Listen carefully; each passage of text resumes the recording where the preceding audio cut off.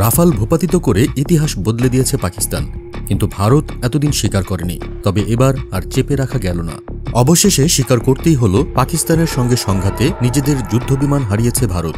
চাঞ্চল্যকর এই স্বীকারোক্তি এসেছে ভারতীয় সশস্ত্র বাহিনীর প্রধান অনিল চৌহানের মুখ থেকে।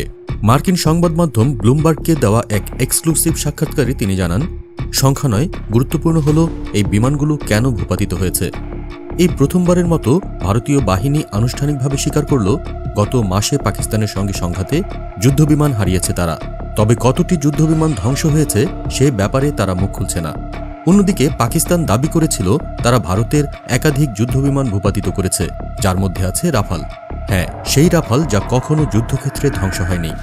2004 সাল থেকে ব্যবহৃত ফরাসি এই সুপারসনিক ফাইটার আগে কখনো এমন পরিণতির শিকার হয়নি। আর এবার সেই দাবিকে উড়িয়ে দেয়নি এমনকি ফ্রান্সও।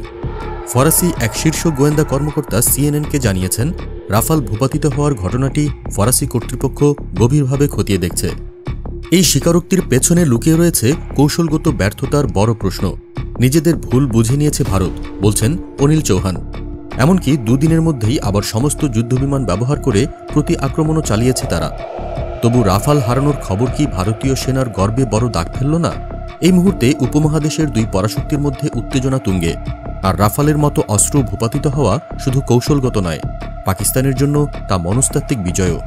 এই স্বীকারোক্তি শুধু একটি সামরিক পরাজয় নয়, এটা এক নতুন যুদ্ধ বাস্তবতার সূচনা, যেখানে প্রস্তুতি, কৌশল আর মনস্তত্ত্ব সবই একে অপরকে ছাড়িয়ে যেতে চাইছে। ভারত কি আরও কিছু লুকিয়ে রেখেছে? পাকিস্তান কি আরও বড় পদক্ষেপ নিতে যাচ্ছে? আর ফ্রান্স, তারা কি বলবে তাদের গর্বের রাফাল ভূপাতিত হওয়ার ঘটনায়? আপনার মতামত আমাদের জানাতে ভুলবেন না। কমেন্টে লিখুন, এই পরিস্থিতিতে কে এগিয়ে, ভারত না পাকিস্তান?